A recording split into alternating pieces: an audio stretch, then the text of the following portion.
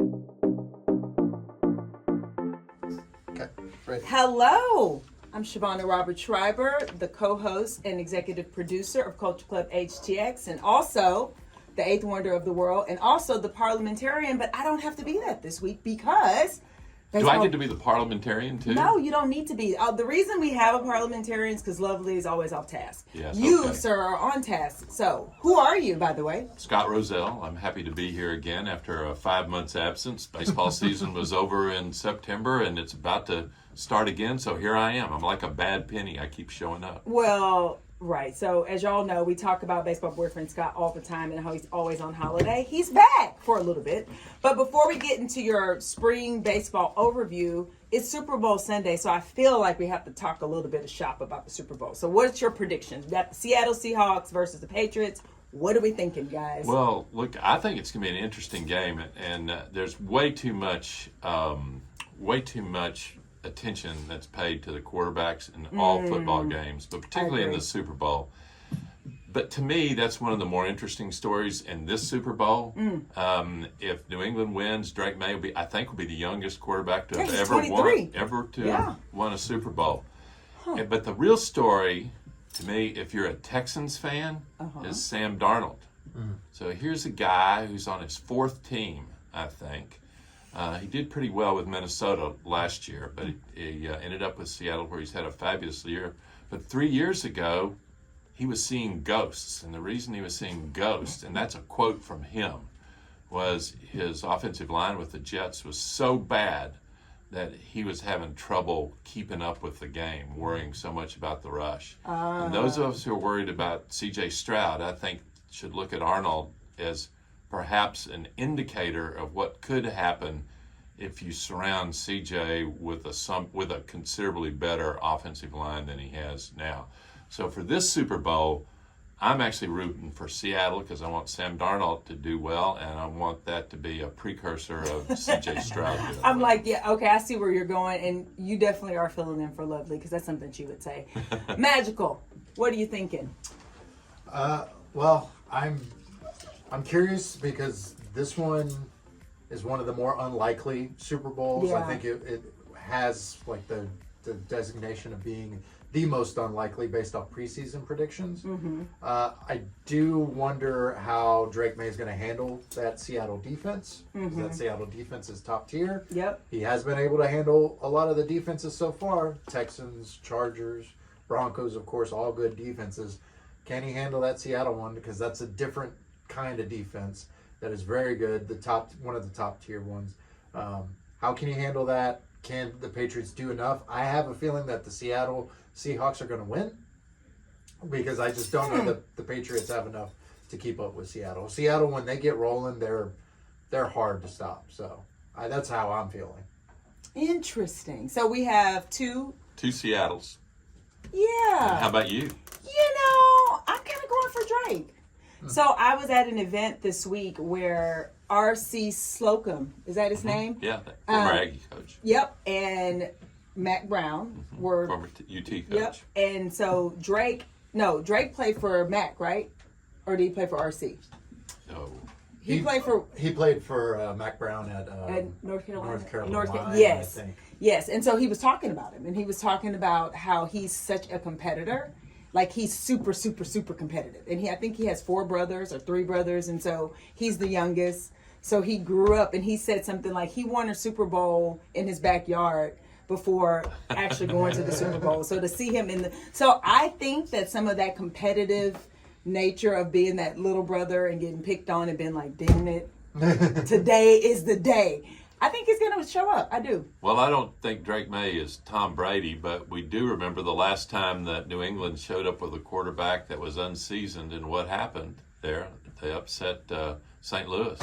Yeah. So I'm the outlier here with the two of you gents. I'm going to go for Drake. Yeah, I think the Patriots going to pull it off. We'll see. I think part of the reason that this game is interesting is because it is such an unlikely game. And because you have two teams that I'm sure they're not surprised to be there, but I suspect that when they were making reservations for their postseason vacations, they might have plan to be in Hawaii this week or something else. But I think it'll be an interesting game. I do I'm too. looking forward to watching it. Yeah, we'll watch it and we'll report back. Okay, so Magical, any Rocket news before we get into baseball?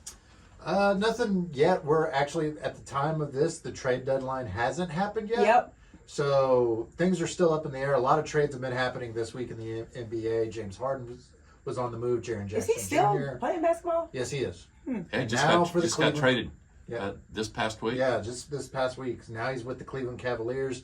A lot of movement kind of going around the league. So at the time that we're doing this, still up in the air for what the Rockets are going to do. But they've been solid so far. I mean, they could always get better, you know. So, but nothing. I don't want to say too much because I say this, and then by the time we finish our recording, they've traded for, I don't know, somebody Yeah. major. So Okay, we're tentative. Okay, Yeah. we're positive. We're tentative. All right, baseball. Okay, Shavonnah, it's February. We've Yep. been talking about the Super Bowl.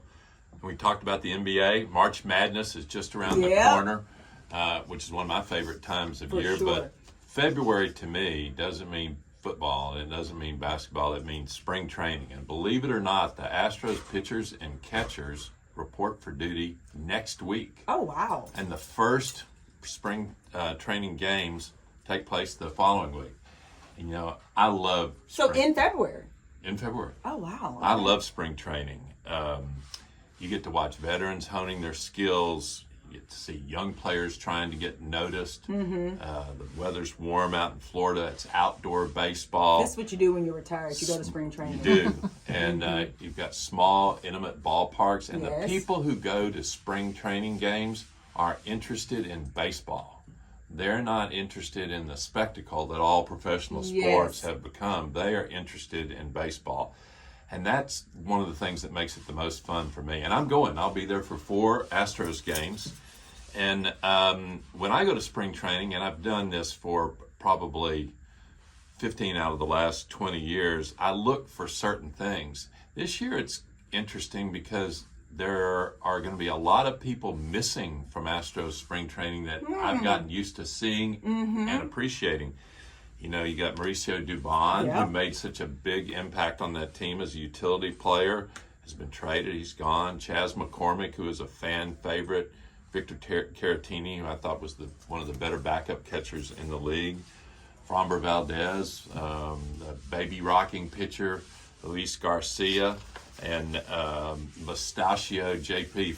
France. You may remember when he came Yes. out with his child after one of the games. This infant had a little mustache on him. Some players that we were watching that we thought were the Astros' future: Jacob Melton, Pedro Leon. None of them will be there. That's a lot of change. Yeah, a whole lot.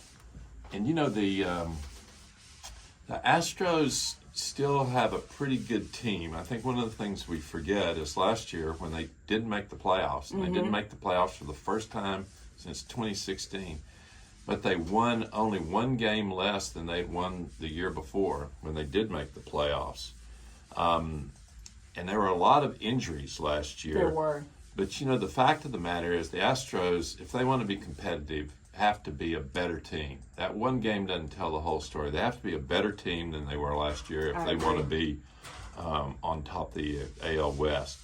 And so spring training is going to be part of the answer to the question is, did they really get better? Did you improve? What have you been doing in the offseason? Yeah. Yeah. So I think they did get better. I mean, they added considerable depth to their pitching staff. Most notably, the Tatsuya Imai, who's the pitcher from Japan, the best Japanese player that was available this past year. So their starting rotation with Imai and Hunter Brown and Christian Javier, and they've got a bunch of depth in their starting rotation this year, which is one of the things they did not have last year, and it showed when they couldn't withstand all of those injuries. So when I go to spring training, I watch for certain players. So in the pitching segment, I'm really going to be watching at Spencer Arrighetti, who's coming back from an injury, who looked like he was on a trajectory to become a solid pitcher. I don't think he had become one yet, but he looked like he was on that trajectory, and he's going to be important. So I'll be watching him. And in the bullpen, they've got Josh Hader and Brian Abreu coming back. And so anytime you have those two players, your bullpen's going to be top tier. But A.J. Blueball is the guy that I'm going to be watching. He's a guy that... That's a great name, too. It is a great name. He's a guy that was both a starter and a reliever last year. I think he'll be in the bullpen. And who's going to be the most fun to watch? Jordan Alvarez. You know, he was out most of last year, and if you don't think Jordan Alvarez made the difference in one game, you're wrong. I mean, just having him back is going to make a huge difference. So, catchers, you've got Yonder Diaz, who's just came out of a favorable arbitration. He's going to be backed up by Cesar Salazar, but the Astros have a rookie, Walter Yannick, who was their #1 draft pick 2 years ago. I think he's a guy to watch in spring training this year.